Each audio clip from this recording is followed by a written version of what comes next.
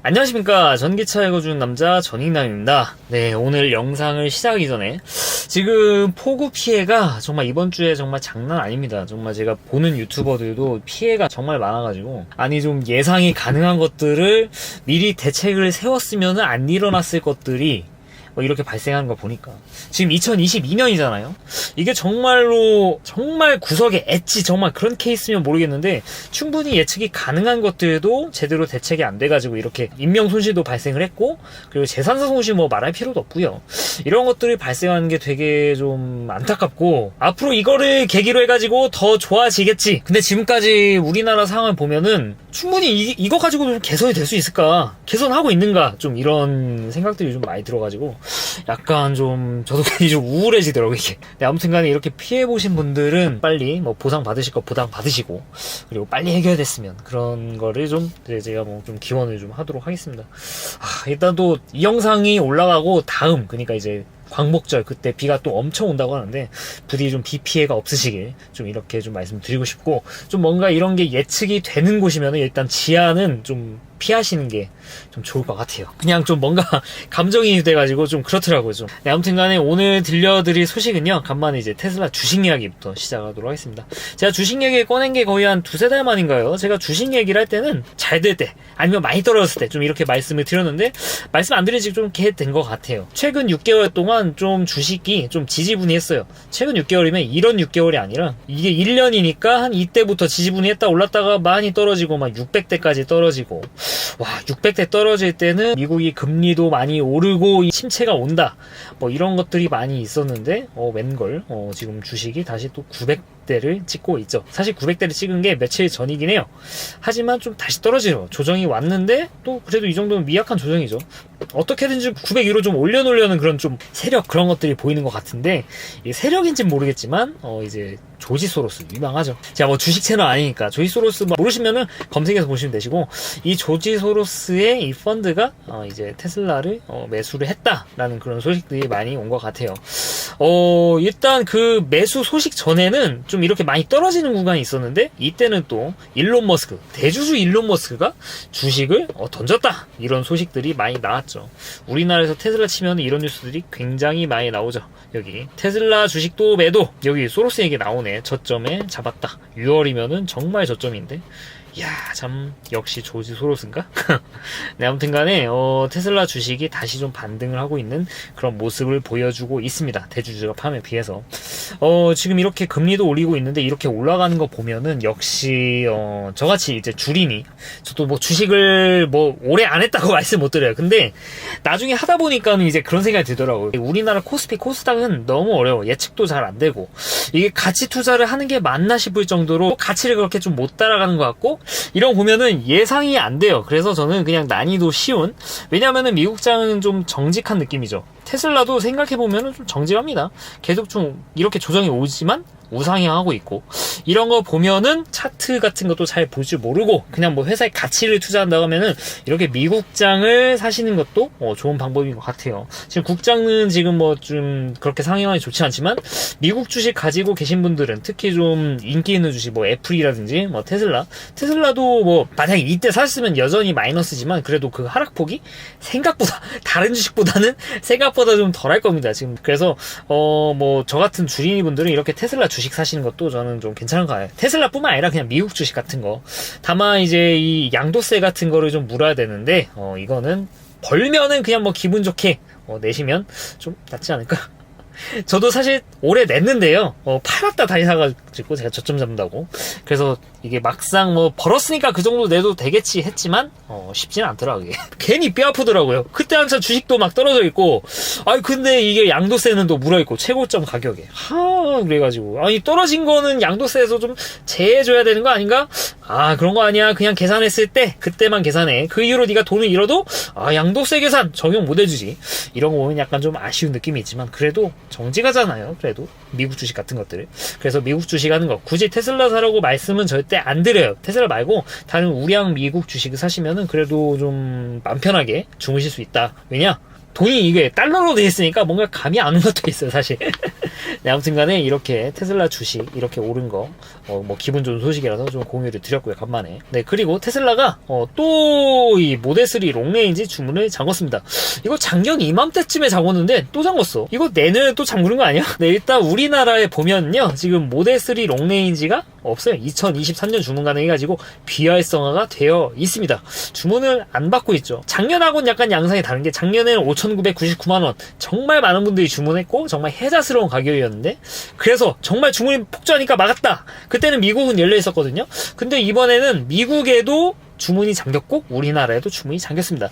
그냥 미국의 프레몬트 공장에서 생산되는 모델3 롱레인지, 캐나다도 마찬가지고 미국도 마찬가지고 모델3 롱레인지 주문이 잠겼습니다. 와, 이렇게 가격을 잠궜다. 주문을 잠궜다. 아예 주문 안 받아버린다는 거죠. 그 말즉슨 이제 우리가 지금 주문받은 사람들 주문을 쳐내는 것도 충분히 이거 말이 안 된다. 이거 양이 너무 많다. 더 이상 주문을 못 받을 것 같아. 쉽지 않죠. 이게 쉽지 않죠. 이게 모델3 중에서도 좀 안 팔리는 트림이면 모르겠는데, 모델3에서 압도적으로 많이 팔리는 모델이 바로 모델3 롱레인지 트림이란 말이죠. 그거를 주문을 잠궜다. 아직 뭐 주문이 뭐 빗발친다는 얘기죠.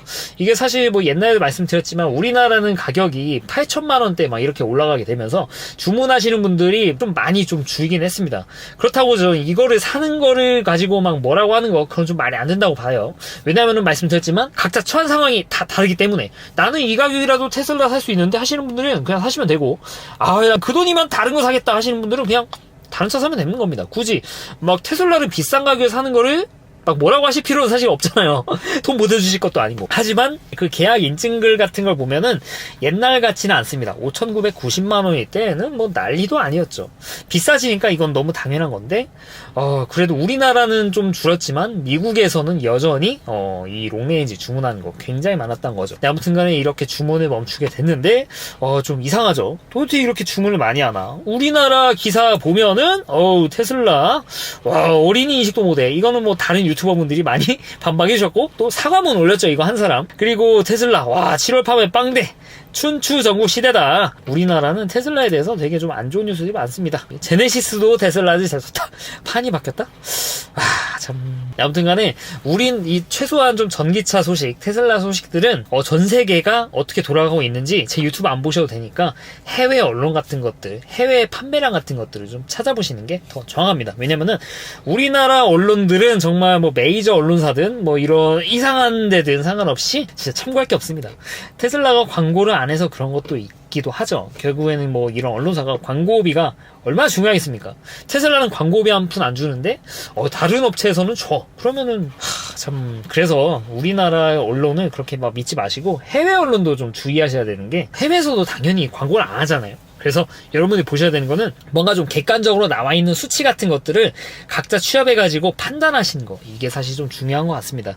저도 좀 객관적으로 말씀을 드리려고 하지만 저는 뭐 테슬라로 좀 이제 많이 치우쳐서 말씀드리는 거를 저도 알고 있기 때문에 제 말도 좀 적당히 걸러 들으시고 판단은 여러분들이 하시는 거죠. 일단은 우리나라의 언론을 보면은 제네시스도 테슬라를 제쳤다, 판이 바뀌었다 이렇게 말을 하는데, 실제로 어떻습니까? 테슬라는 모델3 롱레인지 주문을 너무 많이 해가지고 이제 쳐낼 수가 없으니까 주문을 멈추는 그런 사단까지 벌어지고 있고요. 그리고 이제 여기는 프레몬트 공장 얘기니까 이제 중국은 어떨까? 기가 상하이도 이 기사만 보면은 약간 좀 의아할 수 있어요. 이 테슬라 전기차 이 판매량이 확 줄었다. 왜냐면은 6월에는 6만 대를 넘게 이렇게 팔았는데 7월 달에는 3만 대, 이거 반토막 난 거 아니냐. 근데 또 재밌는 게 있죠. 그러니까 제목만 보고 판단하면 안 될 게, 이런 내용 같은 거, 객관적인 수치로 나온 거, 이런 걸 잘 봐야 된다는 겁니다. 6만 대가 아니었구나. 7만 8천 대네. 진짜 장난 아니다. 그러니까 기가 상하이가 좀 더 생산량을 늘리기 위해서 이걸 정비하는 시간을 좀 거쳤다고 합니다. 이제 뭐 코로나 때문에 봉쇄 같은 거는 뭐 해제가 됐고 하고요. 그래서 앞으로 좀 더 생산량을 늘리기 위해서 살짝 이게 생산을 줄인 거지, 우리가 생산을 못해서 그런 건 아니다 라는 것이죠. 그러니까 이런 겁니다. 어떤 거를 예를 들면 될까? 여러분들 스타 다 아시죠? 팩토리에서 탱크 시즈 뽑으려면 이제 여기 애드온 달아야 되죠.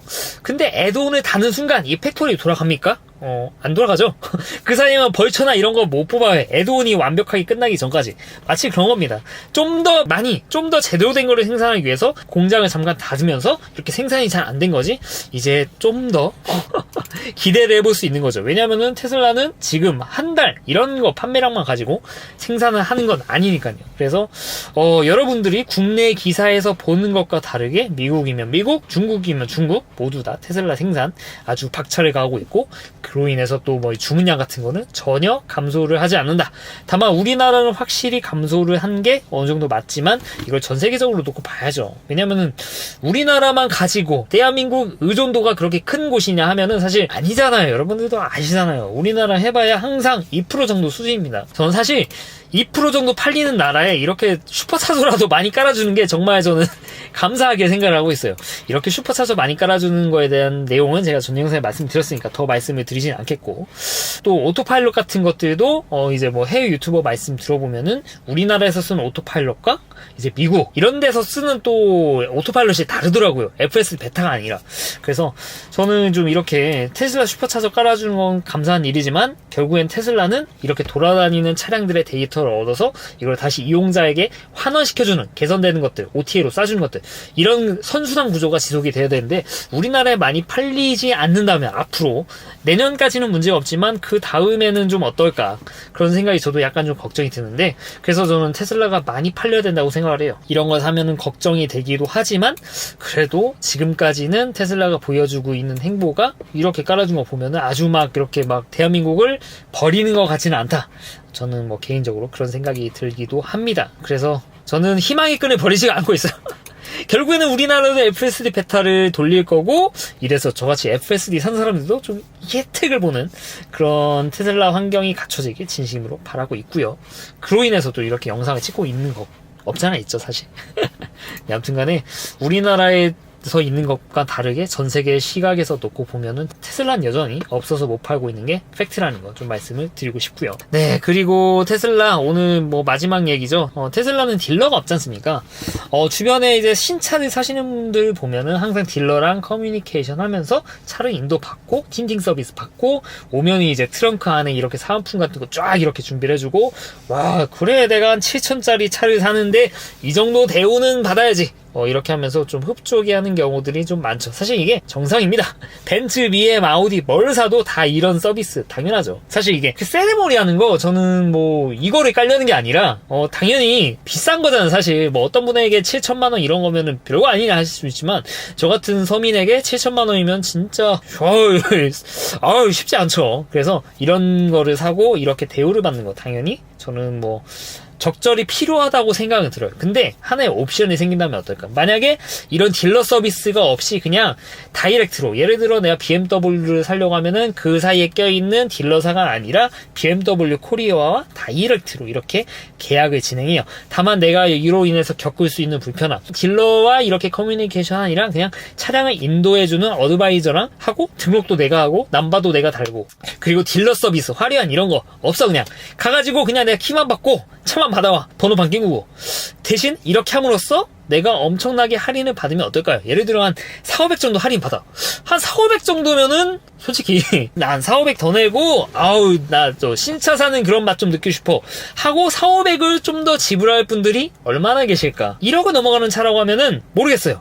그분들은 4,500 더 내고 이런 거를 좀 느끼고 싶어 하실 수도 있겠죠. 하지만 7천만원, 6천만원 뭐 이런 차를 사시는 분들이 만약에 한 500 정도를 할인을 받는 대신에 이런 거를 직접 해야 된다고 하면은 정말 많은 분들이 직접 등록도 하고 썬팅도 직접 알아봐서 하고 이런 분들이 굉장히 많아질 거다. 네, 이거는 정말 팩트죠. 테슬라가 그런 것들을 하고 있습니다. 물론 테슬라는 가격을 올려가지고 이렇게 거품을 빼는 건 맞지만 오로지 테슬라 영업이익률을 올라가는데 이렇게 가고 있는 게 약간은 좀 아쉽긴 하지만 그래도 그렇게 빠지는 거, 만약에 테슬라 같은 회사면요, 만약에 딜러가 있었으면은 더 비쌌을 겁니다. 더 비싸게 해가지고 더 많이 가져갔겠죠. 그나마 딜러사 그런 분들이 안 계시니까 이런 거품을 싹 빼가지고 그나마 가격을 좀 낮춘 거죠.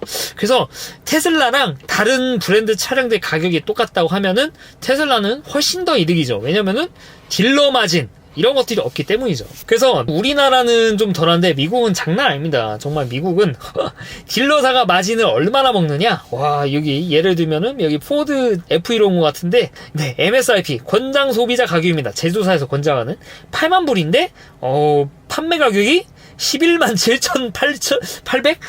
딜러 마진이 무려 37,000달러. 와, 미쳤다 진짜. 이러면은 소비자가 생각을 했을 때 테슬라는 이렇게 중간에 딜러사를 끼는 게 없으니까 그냥 홈페이지에 나와 있는 이 권장 소비자 가격으로 사는 건데, 아니 이제 이 미국에 사신 분들은 이거 딜러사에다가 또 피를 또 지불해야 돼. 야, 이거 짜증나는 거죠. 이거 진짜 얼마나 짜증나겠습니까? 차라리 야, 나 딜러 서비스 뭔가 이렇게 친절함 뭐 이런 거를 굳이 뭐 받지 않고 그냥 다이렉트로 받을래, 그리고 난 37,000불을 아낄래 하는 분 한 100% 되지 않을까요? 이런 것들을 보면은 지금 테슬라가 이렇게 움직이고 있는 거, 뭐 테슬라가 아예 최초는 아니지만 이런 움직임을 만든 거는 테슬라라는 게 당연하죠. 그 전까지는 거의 뭐 이벤트성으로 했지, 테슬라처럼 모든 차량을 100% 딜러 없이 이렇게 판매하는 게 테슬라가 사실 최초 않습니까?